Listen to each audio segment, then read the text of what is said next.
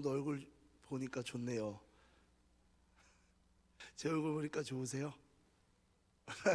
네, 아멘. 한 명 나왔고요. 네, 아무튼 여러분들 큰 은혜가 여러분들이 있길 소망합니다. 하나님께서 우리에게 은혜를 주셔서 감사한 건 우리의 신앙의 상태와 수준에 따라 하나님을 받아들이고 하나님을 느끼는 정도가 다 다를 수 있지만, 진짜 소망이 있는 것은 하나님은 그렇지 않는다는 거. 하나님은 여전히 똑같으시고 여전히 우리와 함께 하시고 여전히 우리를 붙들고 계신다는 거. 지금 어떤 상황과 환경 속에 있다 할지라도, 맞아요, 그 상황과 환경에 많이 영향을 받는 거는 사실입니다. 그러나 그것이 우리를 무너뜨릴 수 없음을 선포합니다. 아멘이시죠 여러분? 아멘, 아멘, 아멘. 무조건 아멘. 무조건 승리합니다.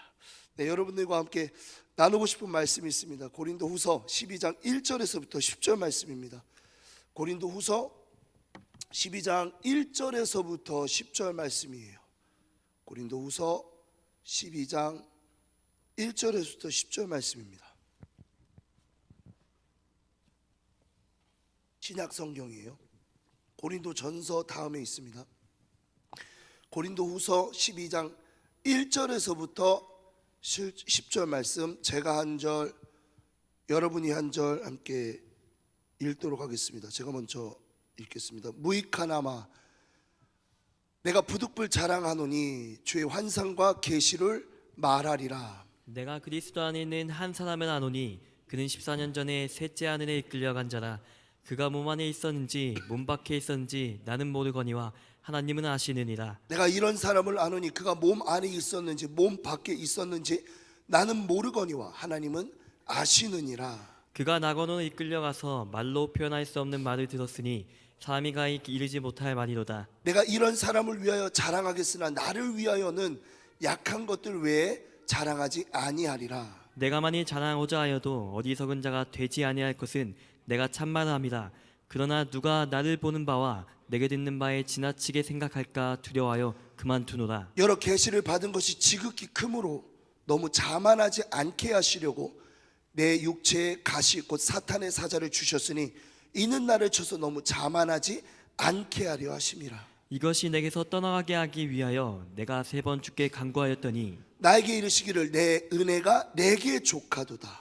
이는 내 능력이 약한 데서 온전하여짐이라 하신지라. 그러므로 도리어 그게 기뻐함으로 나의 연약한 것들에 대하여 자랑하리니 이는 그리스도의 능력이 내게 머물게 하려 함이라. 그러므로 내가 그리스도를 위하여 약한 것들과 능력과 궁핍과 박해와 공고를 기뻐하노니 이는 내가 약한 그때의 강함이라. 아멘.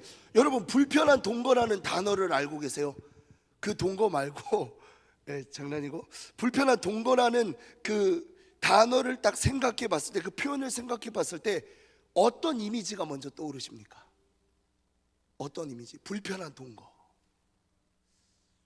아마 이렇게 MBTI로 설명하자면 F와 T가 결혼하는 상상을 할 수 있을 것 같아요. 저희 집에 F와 T가 있습니다. 근데 자꾸 저 때문에 T로 변해간다고 자꾸 이런 이야기를 하는데, 어쨌든 그렇게 상상할 수도 있고, J와 P가 만나서 함께 대학 과제를 한 팀이 되어가는, 네, 어떤 분들은 좀 웃으시는데 상상이 가시죠? 혹은 한 직장에 만나 한 부서에서 그 어떤 일을 처리해가는 모습으로 상상할 수도 있죠. 네, 여러분, 양극단의 이 다른 두 성향으로만 사실 표현할 게 아니라 양극단의 다른 어떤 것으로도 표현할 수 있을 것 같습니다. 의사는 환자의 생명을 위해 모든 것을 걸고 최선을 다하고 뭔가 이것저것을 다 해보지만 죽음과 늘 가까이 있어요. 참 신기하죠? 역설적이죠? 그래서 의사는 이 죽음과 불편한 동거를 항상 합니다. 또 그리스도인은 어떨까요? 거듭난 삶에 항상 그 거룩함을 따라가고자 매일의 말씀과 기도를 행하지만 안타깝게도 연약한 그 본성이 죄를 지을 수밖에 없게 한다라는 거죠. 그리스도인은 죄와 불편한 동거를 하고 있습니다. 여러분, 이와 같이 이 세상에는 인간이 이 고통과 불편한 동거를 하고 있다라는 거예요. 많은 돈을 벌든 남녀노소, 빈부 귀천, 사회에서 어떤 공헌을 하고 어떤 이 역사 속에서 일을 이루었던지 상관없이 항상 인간에게는 고통이 따라다닙니다. 누구도, 그 어떤 사람도, 하물며 지금 당선된 미국 당선인인 트럼프 대통령, 당선인조차 아직 대통령 아니죠, 고통을 피할 수 없습니다. 어떤 권력, 어떤 수장이든, 어떤 상황과 환경이든, 어떤 DNA를 갖췄든 상관없이 누구든 인간이라면 고통을 피할 수 없다는 거예요. 팀 켈러 목사님의 고통에 답하다라는 책에 이런 설명이 있습니다. 괴로움은 사방에 널렸다. 피할 길이 없는 데다가 질리도록 그 광범위한 그늘을 들이우기 일수다. 한 시간 동안에 이 책을 읽는다고 하자, 그 사이에 세상에서는 5명 이상의 어린이들이 학대와 폭력에 시달려 죽어간다. 하루 종일이라고 한다면 그 사이 험한 일을 당해 목숨을 잃는 아이들이 수백 명은 웃돈다. 괴로움의 형태와 방식은 학대와 폭력 말고도 헤아릴 수 없이 많다. 시침이 한 바퀴 돌 때마다 수천 명의 고통사고와 암으로 숨지고 사랑하는 누군가가 갑자기 세상을 떠난다는 소식이 수만 명에게 전해진다. 날마다 소도시 하나만큼의 인구가 가족과 친구들을 남겨둔 채 세상을 떠난다. 여러분, 종종 기사를 보면 유명하다고 해서 어떤 한 분야에 탁월하다 그래서 그 사람들에게 고통이 면책되는 건 아니더라고요. 그런 연예인들을 보면 질병에 노출된 연예인들도 있고요. 어떤 연예인은 가장 많이 앓는 질병 중에 하나가 공황장애더라고요. 밖에 나가지 못하고 막 사람들을 만나는 걸 두려워하고, 그 어떤 사람은, 어떤 유명 연예인은 이제 암이 완치된 후에 그의 입술로 고백하는 것으로 이제 암과의 이 사투가 있었다는 걸 알게 되죠. 얼마 전에 탤런트 김수미 집사님이죠, 이제 예수님을 믿고 돌아갔는데 고혈당 쇼크로 돌아가셨다고 그래요.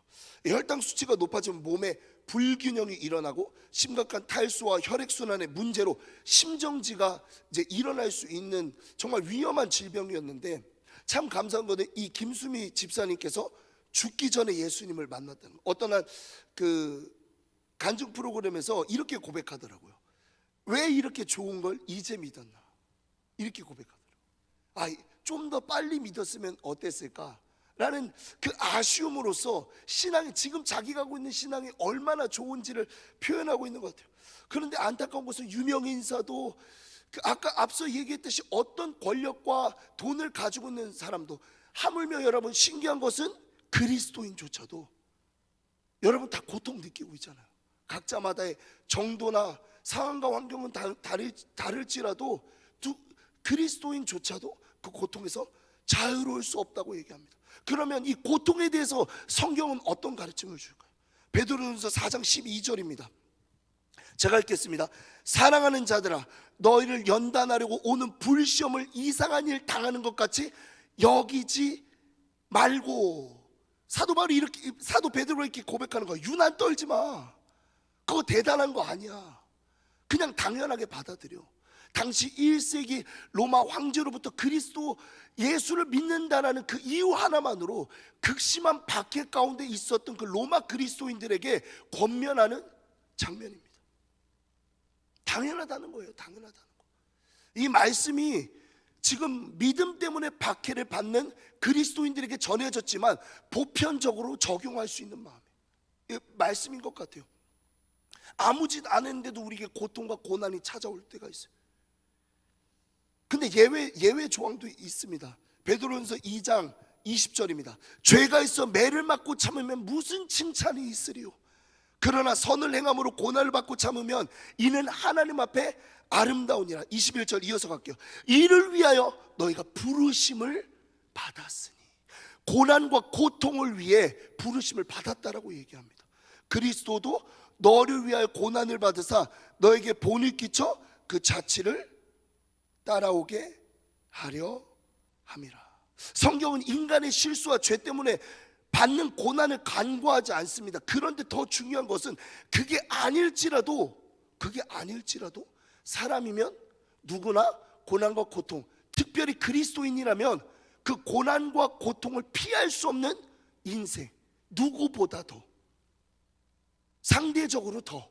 왜? 우리 주님이 고난과 고통을 그 길을 가셨기 때문에. 그러면 그분을 위해 부르심을 받은 우리가 당연히 그 고난과 고통의 길을 가는 것은 당연한 거 아니겠어요?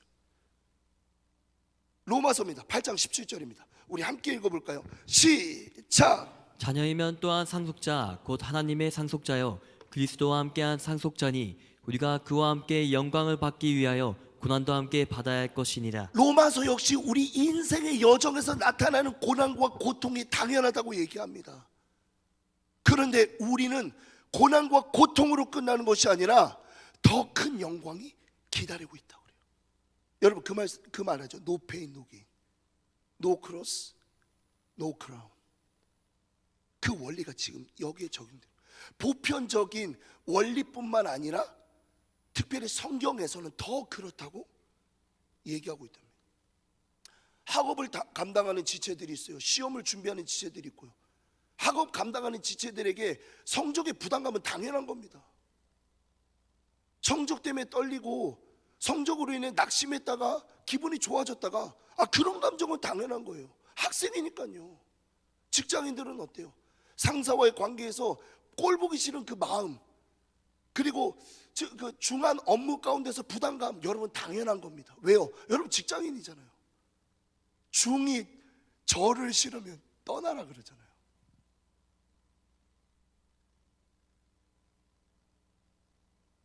낙심할 때도 있고 어려울 때도 있지만 우리가 그냥 가는 것은 당연하다고 여기기 때문에, 그 정체성에 부여된 당연한 그 원리 때문에 우리가 그냥 가는 겁니다. 그러니까 신기한 것은 성경에서 오늘 우리들에게 나타난 고난과 고통을 잘 대처하는 방법이 바로 고난과 고통, 지금 우리 그리스도인들에게, 여러분들에게 나타나는 고난과 고통을 이상하게 여기지 말라는 거예요. 당연하게 받아들이라는 겁니다. 그것 때문에 고민하거나 왜 그러지? 그런 질문보다는 태연하게 받아들이면 돼요. 네. 고난과 고통, 뭐 우리가 싫다고 아우성친다고 떠나가나요? 그 고통의 정도가 줄어드나요? 그렇지 않습니다. 다만 여기에 신비가 있는데, 우리는 고난과 고통을 받아들일 때 비로소 그 고난과 고통이 더 이상 우리가 전적으로 책임져야만 하는 무거운 짐이 아니게 되는 거예요. 받아들일 때 논리적으로 맞지 않을 수 있어요. 받아들이는 건 그러면 담당하는 게 아니야? 우리 뒤에 누가 계시죠? 그리고 누가 먼저 고난과 고통을 짊어지셨죠? 우리의 롤모델이 누구죠? 그래서 우리에게 소망이 있는 겁니다. 받아들일 때, 받아들인다는 것은 어떤 의미가 있을까요? 내가 어떻게 해볼 수 있다는 전제가 있지 않을까요? 그 전제가 뭐냐면, 우리는 우리가 갖고 있는 이 고난과 고통이 거부할 때보다 받아들이고, 그 받아들임을 통해 하나님께 맡겨드릴 때 보다 쉬운 짐으로 우리가 짊어지고 인생을 살아갈 수 있다는 겁니다. 오늘의 설교 제목은 고통의 신비입니다. 이 고통과 전혀 어울리지 않는 단어가 고통과 함께 붙어있죠. 신비, 고통의 신비. 말장난 같은데 한번 제가 왜 이 제목을 고통의 신비로 지었는지 여러분들과 함께 나누고 싶습니다. 특별히 그리스도인들에게만 예수를 진정으로 믿고 받아들인 자들에게만, 거듭난 자들에게만 그 신비라는, 고통 옆에 신비라는 단어가 붙을 수 있다는 거예요. 왜 그러죠?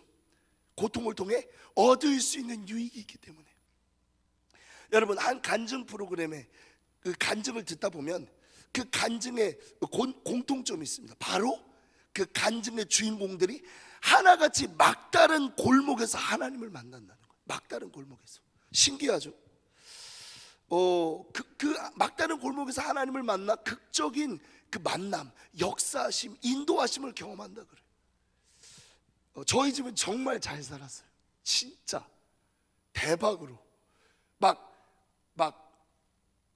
초재벌 대기업 수준은 아니어도 한번 설명해 볼게요. 저희 아버지가 잘 사셨을 때는 이 세계의 1급 자동차 공업사를 3개 갖고 있었어요. 대전에서 최초였어요. 하나는 3급이다. 네. 그리고 말 그대로 세금을 다 떼고, 공장이 하나만 있을 때는 말 그대로 세금 다 떼고 순이익이 딱 2천만 원, 딱 통장에 딱 꽂히는. 생긴 거는 막 어디 막 저기 보리밥 막 비벼 먹게 생겨. 맞죠? 근데 잘 살았어요. 정말 부족함 없이 살 수 있었어요. 매주 외식, 매주, 진짜 매주 고깃집으로 가서 막 고기 먹고, 밥상에는 고기가 없는 날이 없었어요. 그래서 제가 좀 이렇게, 어쨌든 여기까지만. 날이 갈수록 우리 아버지, 해마다 좀 과장을 보태서 해마다 아버지의 차가 바뀌는 걸 두 눈으로 딱 목도했어요. 2006년에는 딱 우리 아버지의 마지막 차가 크라이슬러 300C였습니다. 딱 바로 나왔을 때. 근데 그걸 산 이유가 더 웃겨. 아들 기죽이지 않기 위해서. 제가 이제 그때 축구를 했는데 우리 아들 기죽이지 않기 위해서 샀대요. 그래서 뭐 믿거나 말거나 어쨌든 그렇게 했는데요. 그리고 이제 얼마나 더 잘 살았냐면, 저희 어머니에게 들어보니까 우리 동생, 우리 여동생 알죠? 아는 분들이 있을 거예요. 사자 집안 아니면, 목사 빼고 사자 집안 아니면 안 보낸다고 얘기를 했더라고요. 그만큼 돈이면 모든 걸 다 할 수 있다고 믿고 계셨던 거예요. 그리고 더 대박인 거는, 그냥 앉아만 있어도 매월 1,000만 원이 딱 꽂히는 건물을 갖고 계셨어요. 제 얼굴 보면 상상이 안 가죠? 근데 지금 그게 다 어디 갔나 모르겠어요. 만약에 제가 갖고 있었으면, 상상은 여러분들이 맡기겠는데, 어느 날 이제 아버지의 사업이 휘청거리면서 굉장히 어렵게 되더라고요. 그러니까 참 신기하게 그 많은 재산, 그 많은 것들이, 도대체 버는 거는 수십 년이 걸렸는데 없어지는 거는 하루도 좋게 안 걸릴 만큼 그 모든 것들이 다 없어졌더라고요. 저는 어느 날 집에 가니까 그 가압육 딱지, 빨간색 딱지, 그걸 제 눈으로 본 적이 있어요. 다 붙어 있더만. 돈이 될 만한 모든 가구, 모든 가전제품, 다 붙어 있더라고요. 다 붙어 있어. 제가 어머니에게 그때 그렇게 물어봤어요. 엄마, 그때 당시 가장 절망적이었을 때가 언제예요? 어머니가 이렇게 대답하시더라고요. 그 갈마동 그 둔산여고 뒤쪽에 가보면 그 빌라촌이 있어요. 빌라촌이 있는데, 어느 날 어머니가 한 날은 아니죠. 계속 그게 반복되었던 건데, 이제 일어나려고 불을 딱 켜면 진짜 실제로 그 바퀴벌레가 장판을 때리면서 도망가는 소리, 그걸 들을 때면 가장 절망적이었대요. 매일인지 모르겠는데, 그걸 이제 새끼를 다 먹은지 모르겠는데, 그 물에 김치 타가지고 그 넓적한 오뎅 한 장, 2장을 넣으면 제 동생이 그렇게 좋아했다고 해요. 그거를 매일 먹었다고 합니다. 그래서 이렇게 물어봤어요. 어떻게 버텼어요? 엄마 어떻게 버텼어요? 근데 이렇게 대답하죠. 하나님 때문에. 하나님 말씀 때문에 버텼지. 근데 그 대답을 듣는 순간 이런 질문이 떠오르더라고요. 왜 그리스도인들은 막다른 골목에서 진정으로 하나님을 만날까? 이럴 수 있어요. 바보야, 당연히 하나님을 믿으니까 만나는 거 아니야? 근데 저는 이 단순한 대답이 아닌, 제가 앞전에 소개했던 팀 켈러 목사님의 이 고통에 답하다라는 그 책 안에 나오는 내용으로 그 질문을 답할 수 있을 거라고 생각합니다. 끔찍한 고난을 겪는 이들 대다수는 영적인 무언가에 손을 내밀어 그 아픔을 해석하고 견뎌낼 힘을 얻기를 원한다. 사람들은 이 고난과 고통을 제대로 설명할 수 없는 세속적 관점을 벗어나기를 원한다 그래요.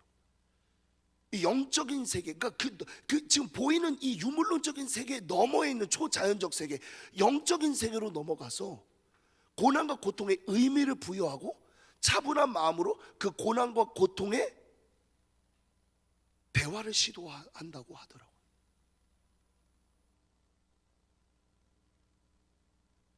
지금 우리 삶 가운데 나타나는 이 고난과 고통이 아무런 의미 없는 고난과 고통으로 끝난다고 믿지 않는다 그래요. 그 세속적 관점을 가지고 있는 사람들조차. 그럼 하물며 우리는 더 그러하지 않겠어요?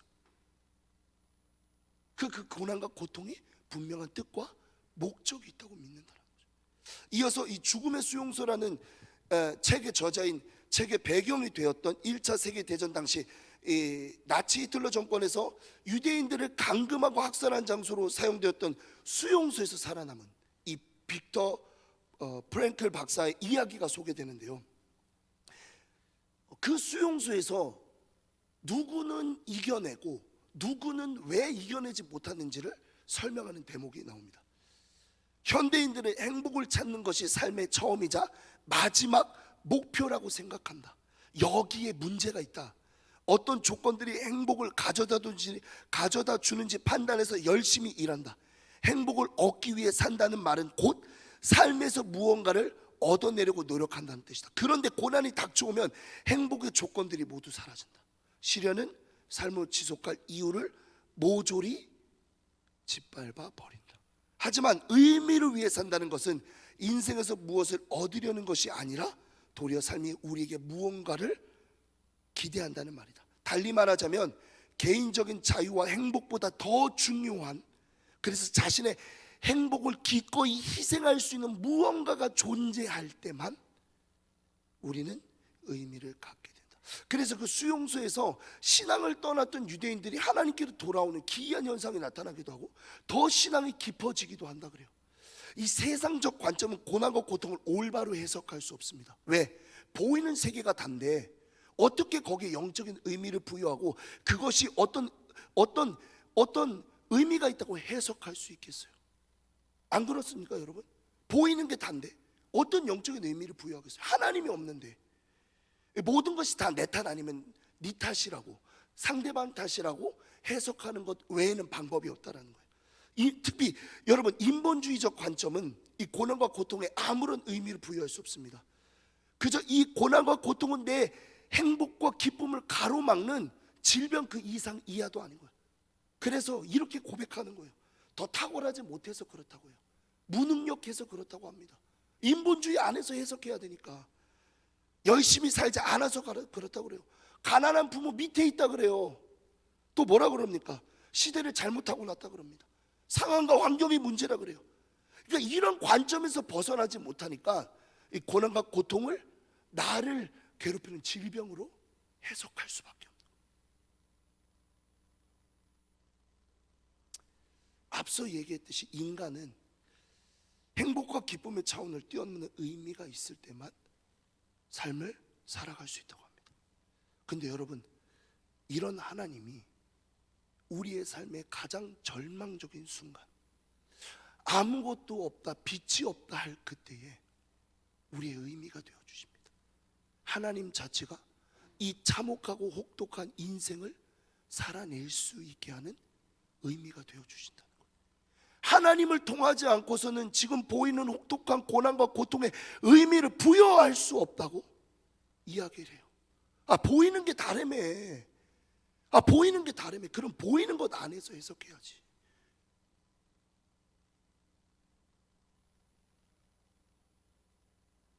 우리가 왜 살아야 되는지, 무엇 때문에 살아야 되는지, 그럼에도 불구하고 살아내야만 하는 진정한 의미가 하나님이 되어주신다 그 말이에요.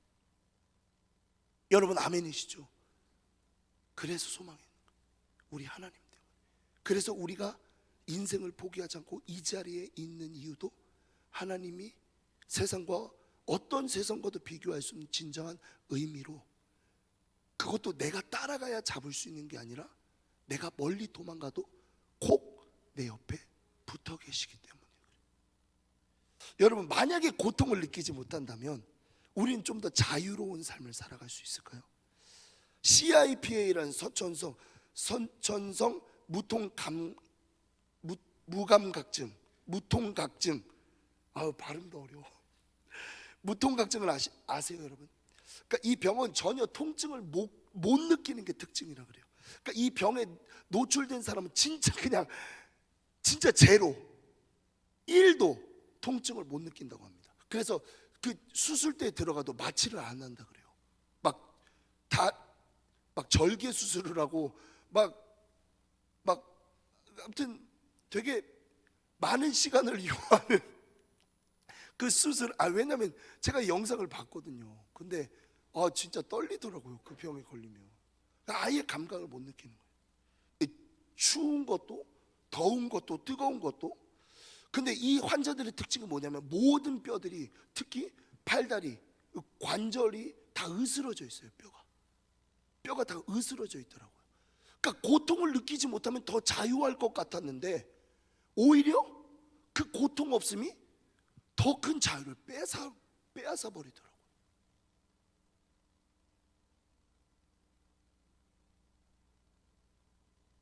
그러니까 일상생활 중에, 그러니까 뼈가 골절되어도 하루 아니면 이틀 후에 발견이 된대요. 그리고 사람이 할 수 없는 동작 같은 거 있잖아요. 막 하면 뚝 막 부러지고 막 그런 동작들이 그 사람들 모르게 막 동작을 하기 때문에 모든 뼈가 성하지 않는다 그래요.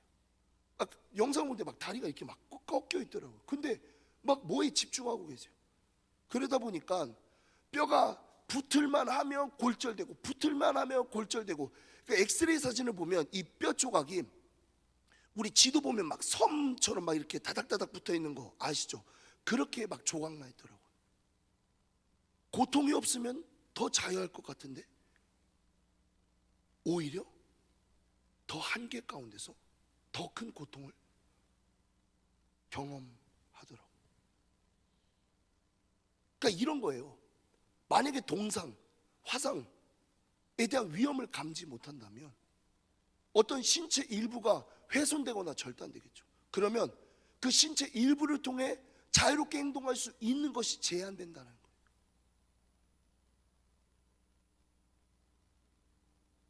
여러분, 진짜 역설적인 고통이 우리를 자유롭게 한다. 고통이. 왜냐하면 고통은 딱 한계를 설정해줘요. 내가 이렇게 막 꺾으면 아프잖아요. 이게 곧 우리에게 고통이기도 하지만 한계라고 뇌에서 인식한다고 합니다. 그래서 이거 이상 가지 않는다. 만약에 이것이 180도 뒤로 돈다고 해봐요. 360도. 그럼 이걸 제대로 사용하겠어요? 그럼 이 기능이 마비가 되는 건데, 그럼 이 기능만큼 행동을 못하는 건데, 그런 차원에서 고통은 한계를 설정하고 그 한계가 오히려 그 한계 안에서 우리가 더욱더 자유롭게 생활할 수 있도록 돕는다는 거예요. 그래서 고통의 신비라는 거예요. 고통의 신비. 모든 생물과 모든 분야에는 한계가 있습니다. 한계가 존재하죠. 그리스도인은 성경이라는 한계 안에서 자유롭습니다. 기차는 레일에서, 물고기는 물에서. 오늘 본문에서 육체적 고통의 한계 때문에 자신에게 어떤 유익이 있는지 바울은 이렇게 설명합니다. 고린도후서 12장 7절인데요. 여러 계시를 받은 것이 지극히 크므로 너무 자만하지 않게 하시려고 내 육체에 가시 곧 사탄의 사자를 주셨으니 이는 나를 쳐서 너무 자만하지 않게 하려 함이라. 사도 바울은 어마어마한 신앙의 능력과 경험을 한 사람이에요. 말할 수 없는 그 하늘로 이끌려가서 사람이 이렇게 표현해요. 뭐라고 표현할 수 없으니까 사람이 가히 이르지 못하는 말을 내가 들었다. 하늘의 계시를 들었다. 그렇도록 신앙이 경험할 수 있는 모든 것들은 경험해요. 죽은 자가 살아나고 병든 자에게 손을 대고 예수 이름만 외치면 막 병이 낫기도 하고, 그런 신비로운 체험을 한 나에게 오히려 육체, 가시, 사탄의 사자는 이런 유익이 있다고 합니다. 나를 자만하지 않게 하는 안전장치로 사용된다고 얘기하고 있어요. 만약에 그가 교만해서 하나님이 기뻐하지 않으시는 행동, 하나님이 넘지 말아야 될 그 선을 넘는다면 더 많은 사명을 감당할 수 있었겠습니까? 여러분, 사도 바울과 이단의 차이가 뭐죠? 사도 바울은 한계가 있었다는 거예요. 자기가 많은 신앙과 연수와 경험과 기적과 이적을 경험했지만 하나님이 딱 그어놓으신 한계 밖으로 넘어가지 않는다는 거예요. 이단은 뭐예요? 그냥 넘나드는 거예요. 내가 감동이 있으면 넘는 거고, 그렇지 않으면 넘지 않는 거고. 그게 이단과 사도 바울의 차이라는 겁니다.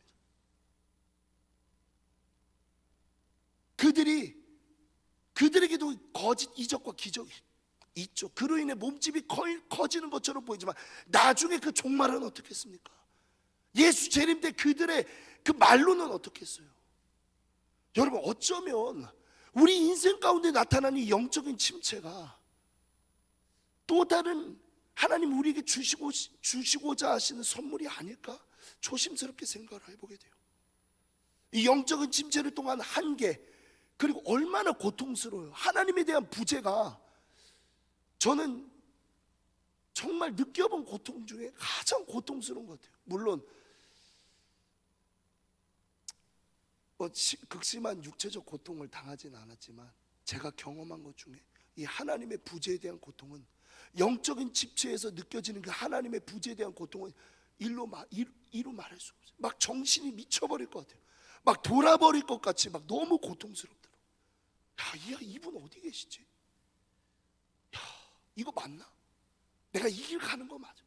근데 신기한 거는 이 영적인 침체가 어느 순간 나라는 존재가 누구인지 돌아보게 한다는 거예요. 나 누구지?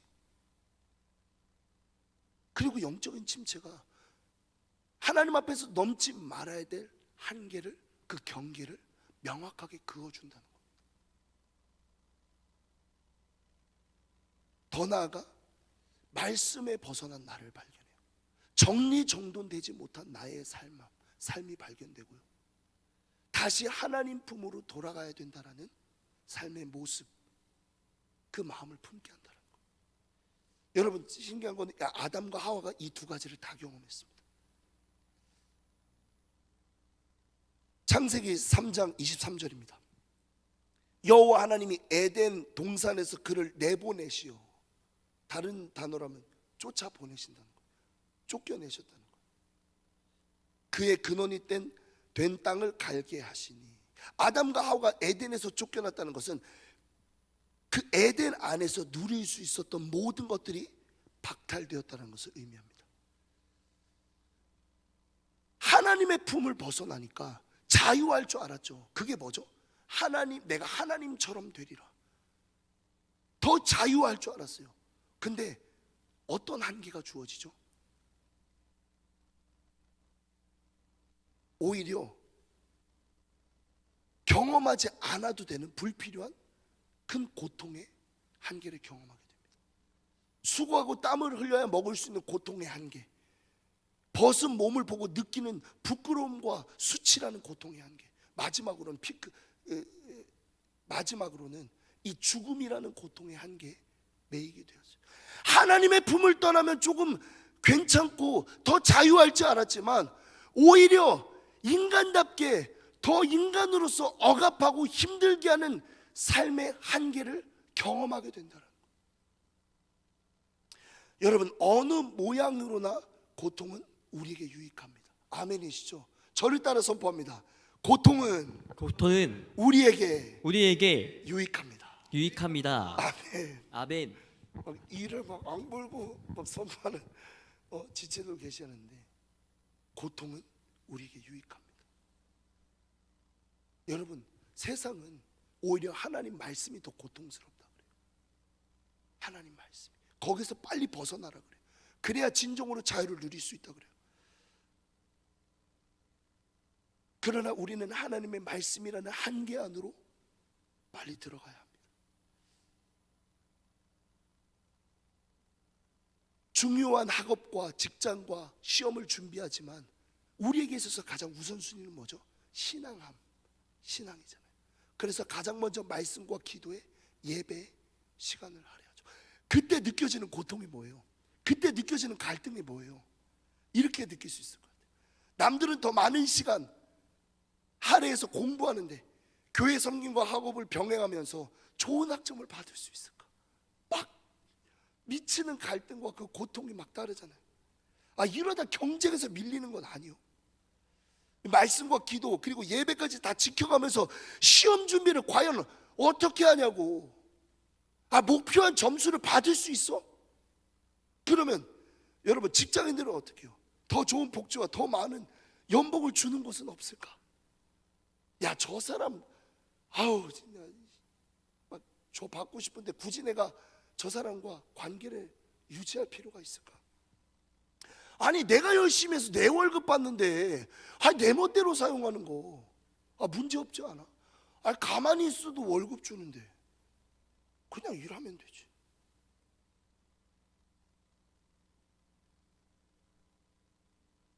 하나님의 말씀을 떠난 아담과 하와, 하나님의 품을 벗어나서 진짜 하나님처럼 될 수 있을 것 같이 여겨졌지만 오히려 더 묶이고 매이고 더 고통스러운 한계를 경험하게 됩니다.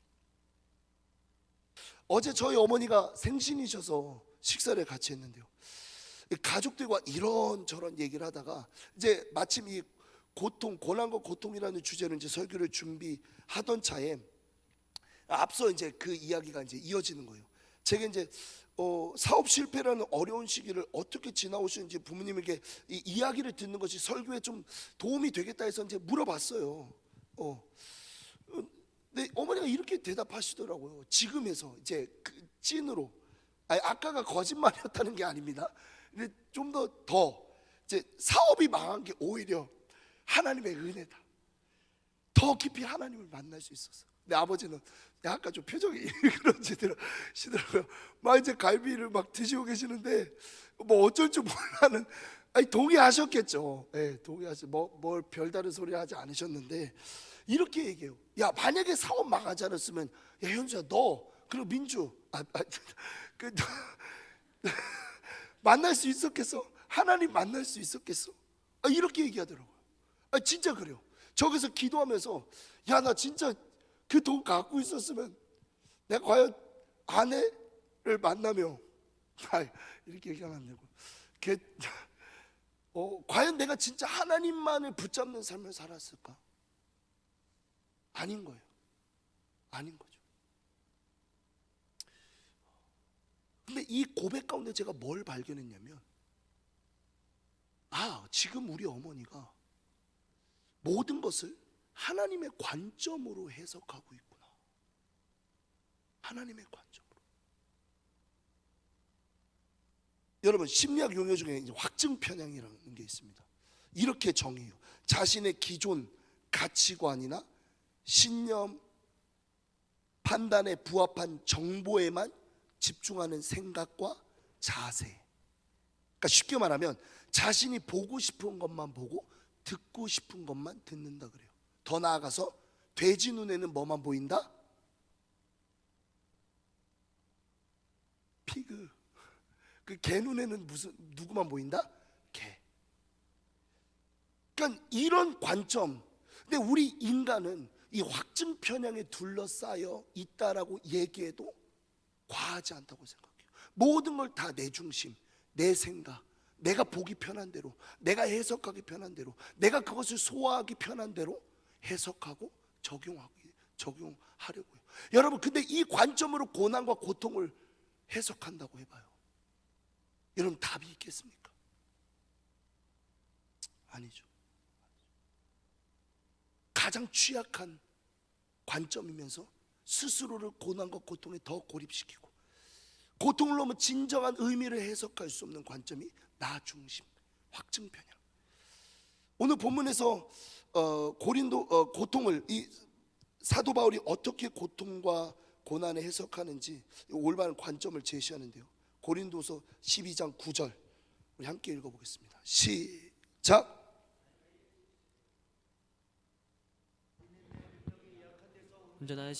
하신지라 그러므로 도리어 크게 기뻐함으로 나의 여러 약한 것들에 대하여 자랑하느니 이는 그리스도의 능력이 내게 머물게 하려 함이라.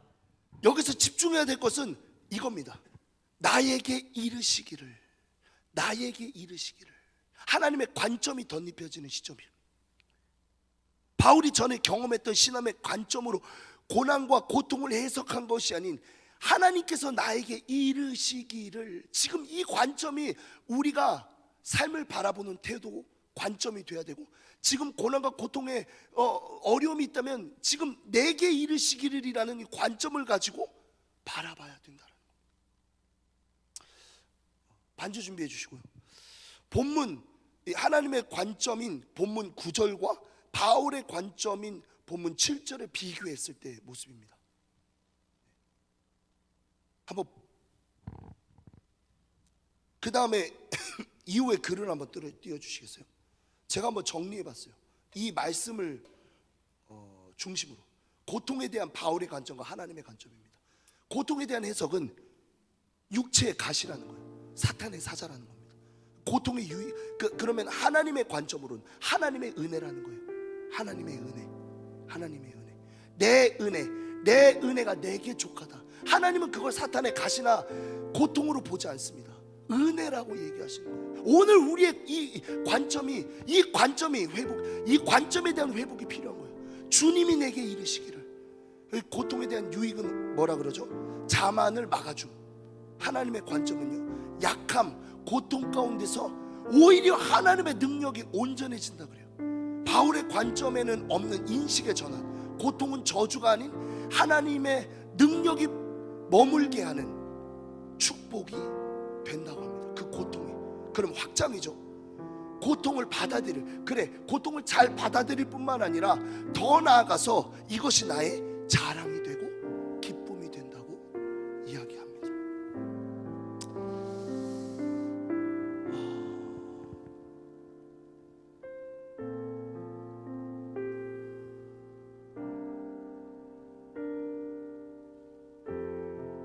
요셉이 형들 앞에서 자신의 인생을 이렇게 해석해요. 창세기 50장이죠. 한번 띄워주시겠어요? 창세기. 당신들은 나를 해하려 하였으나, 노란색 글씨만 한번 읽어볼까요? 시작. 하나님은 그것을 선으로 바꾸사. 만약에 당신들은 나를 해하려 하였으나 라는 이 인본주의, 인간적 관점으로 끝났다면 피해 복수로 결말이 났겠죠. 근데 하나님은 그것을 선으로 바꾸사 라는 확장으로 이어져 뒤에 뭐라 그러죠? 수많은 백성들을 살리려고 나를 먼저 보냈습니다.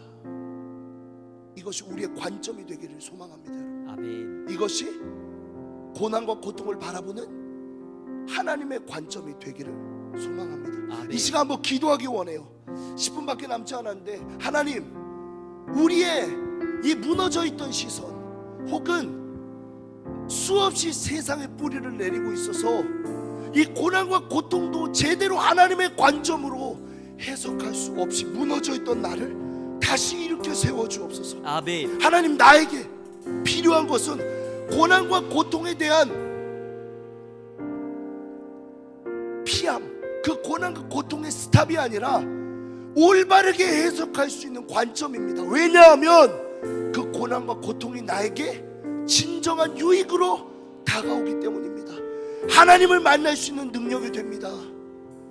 어떤 고난과 고통도 하나님의 관점으로 해석할 수 있는 능력이 됩니다.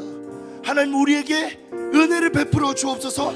하나님, 올바르게 해석할 수 있는 관점의 회복이 일어나게 도와주옵소서. 우리 이것을 놓고 주님 이름 세 번 찾고 합심하여 기도합니다.